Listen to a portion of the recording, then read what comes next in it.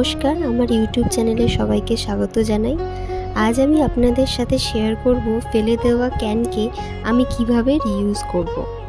এখানে আমি নিচ্ছি একটা ফেলে দেওয়া ক্যান, একটা ফ্ল্যাট তুলি, একটি রাউন্ড তুলি।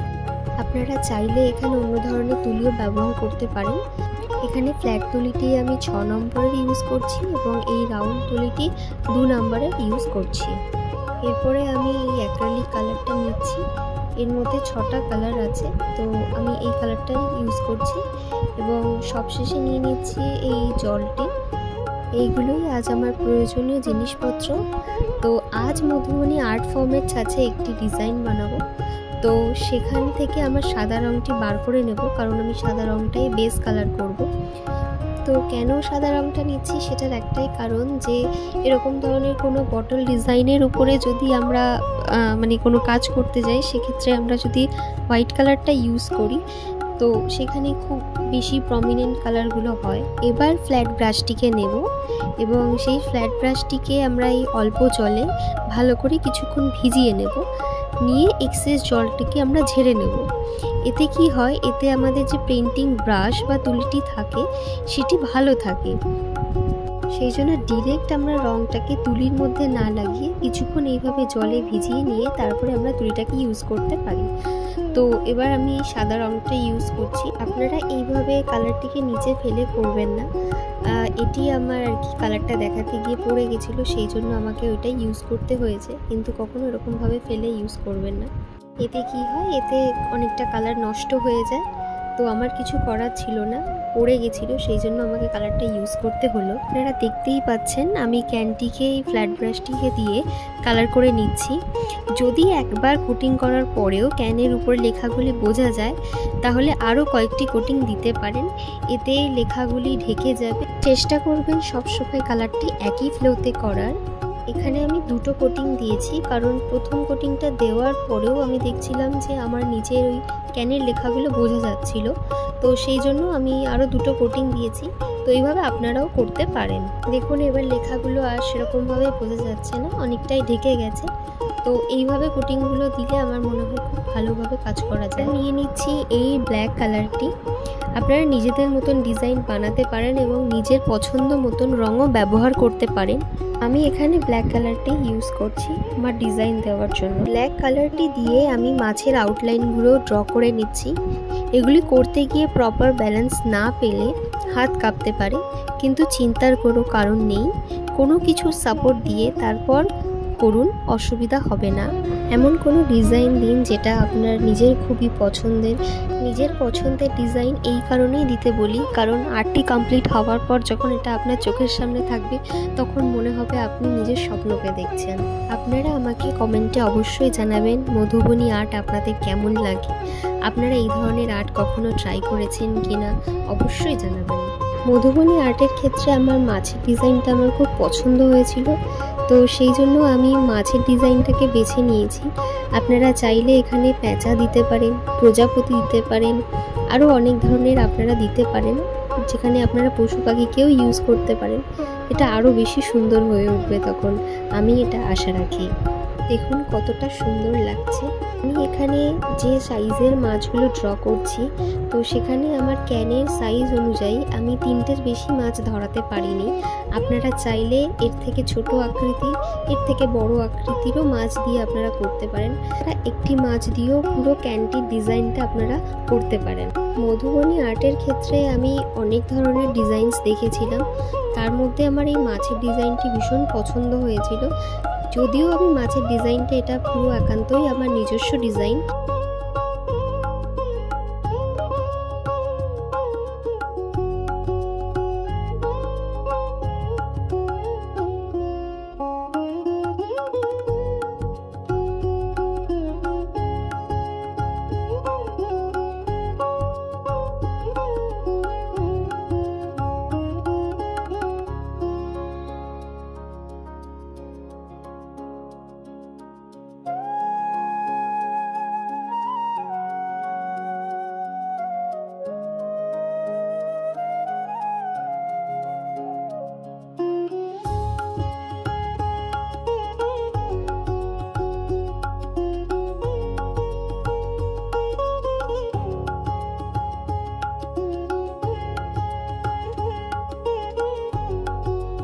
এবার আমি এই ইয়েলো কালারটা নিয়ে নিচ্ছি।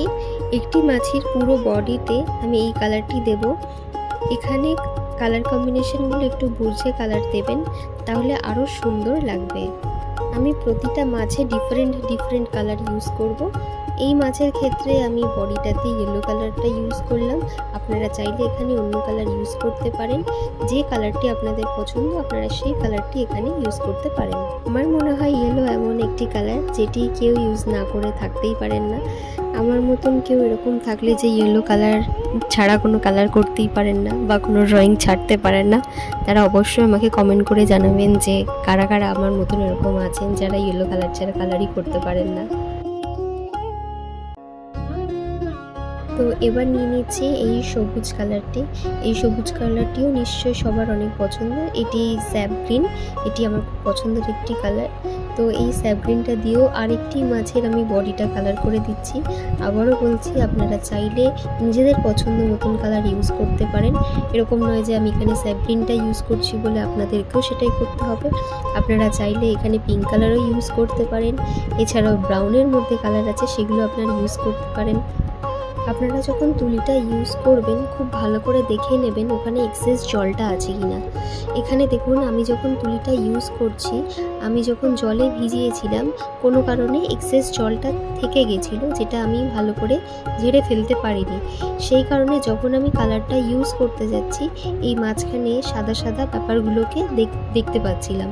তো সেই কারণে আমাকে বারবার করে তুলি এখানে চালাতে হচ্ছিল এবং সেই কারণে আমাকে শেষে বেশি করে কালার ইউজ করতে হয়েছিল। তো অনেকের এটা প্রবলেম হয় যে তুলি যখন বেশি জল সোক করে নেয় তখন কি একটু বেশি করে কালার ইউজ করে নিতে পারেন, তাতে ওটা প্রবলেমটা দূর হয়ে যায়। এবার আমি এখানে রেড কালারটা ইউজ করছি, যেটা এখানে ক্রিমসন রেড বলছে। তো এখানে আমি অন্য মাছগুলোতে যেমন একটাতে আমি ইয়েলো এবং একটাতে স্যাপ গ্রিন ইউজ করেছিলাম, তো আমার যে লাস্ট মাছটি ছিল সেই মাছটিতে আমি এরকম রেড কালারটা ইউজ করছি, বা ক্রিমসন কালার আপনারা বলতে পারেন। তো সেটা আমি এখানে ইউজ করছি। আবারও বলছি, আপনারা চাইলে এখানে অন্য কালার ইউজ করতে পারেন, সেটা আরও বেশি হয়তো ভালো লাগতে পারে। এরকম নয় যে আমি কালারটা ইউজ করছি বলে আপনাদেরকেও করতে হবে। আপনারা চাইলে অন্য কালার ইউজ করতে পারেন।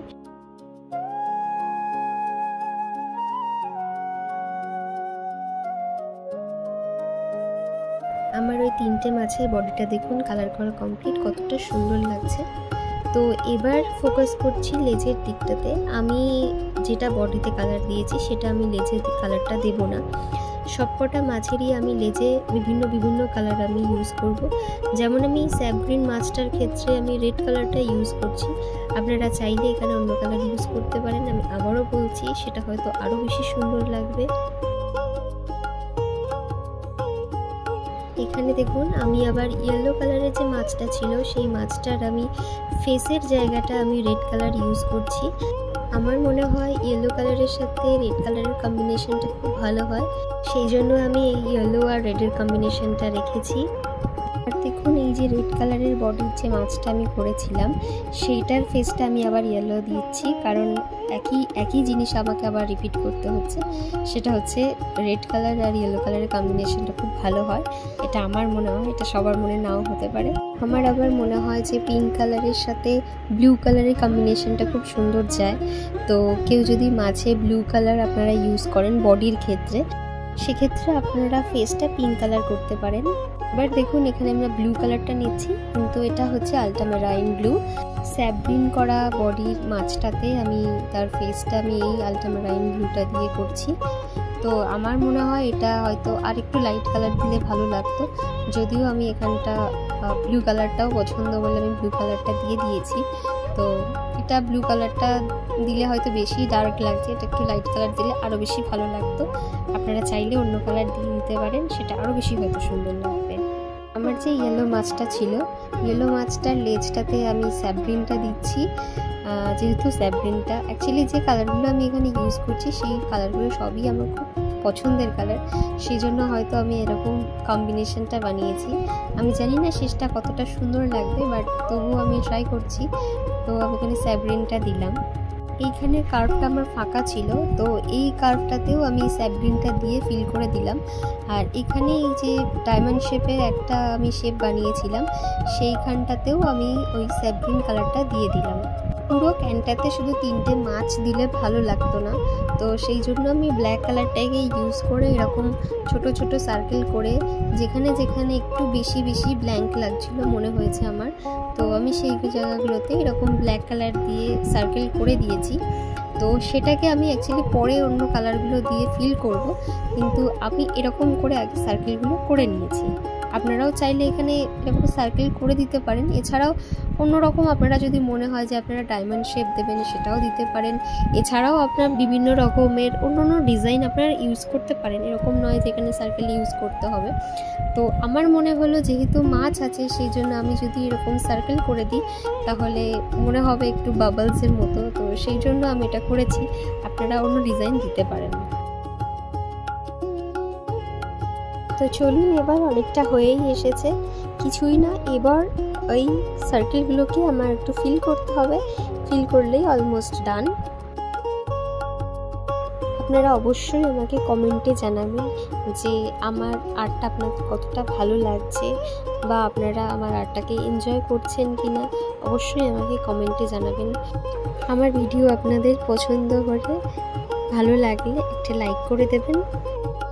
দেখুন, এবার আমি ব্ল্যাক কালারগুলো দিয়ে জাস্ট মাছের চোখগুলো করে দিচ্ছি, যেটা একটু রিয়েলিস্টিক দেখাবে আমার মনে হয়। চলুন এবার এই যে সার্কেলগুলো করেছিলাম সেই সার্কেলগুলো ফিল করে ফেলি। সার্কেলগুলোতে আমি যে কালারগুলো অ্যাকচুয়ালি মাছগুলোতে ইউজ করেছি সেই কালারগুলোই আমি এই সার্কেলগুলোতে ইউজ করব। প্রথমে আমি এই রেড কালারগুলো ইউজ করছি। আস্তে আস্তে আমার সেই ক্যানটা সেজে উঠছে, দেখুন কতটা ভালো লাগছে।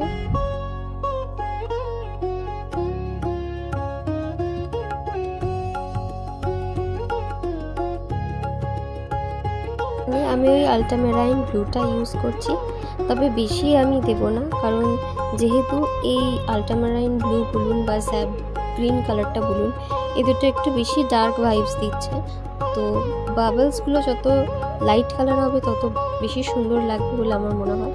তো সেই জন্য আমি ব্লু কালারটা এবং স্যাপ গ্রিন কালারটা একটু অল্পই দেব। তো এখন তো আমি এটা ব্লু কালারই ইউজ করছি। এবার ইয়েলো কালারটা ইউজ করছি। দেখুন ইয়েলো কালারটা দেওয়ার পর কত সুন্দর লাগছে দেখতে, একটা লাইট কালার ভাইবস আসছে। তো এবার বাকি রইল শেষে স্যাপ গ্রিনটা। ওই স্যাপ গ্রিনটা এই ইয়েলো কালারটার পরেই আমি দিয়ে দেবো, কিন্তু স্যাপ গ্রিনের জন্য বেশি আমি বাবলসগুলোকে রাখবো না, অল্প কয়েকটি রাখবো। তো দেখুন স্যাপ গ্রিনটা আমি ইউজ করছি, বেশি নয় অল্প করেই আমি ইউজ করছি, যেটাতে আমার বেশি ডার্ক ভাইবসটা দেবে। তবে এই স্যাপ গ্রিনগুলো দিয়ে এই যে বাবলসগুলো আমি বানিয়েছিলাম বা সার্কেল যাই বলুন না কেন, ওইগুলোর পাশে যে এই ছোট ছোট করে যে ডটগুলো, সেগুলো দিলে অসাধারণ লাগছে দেখতে।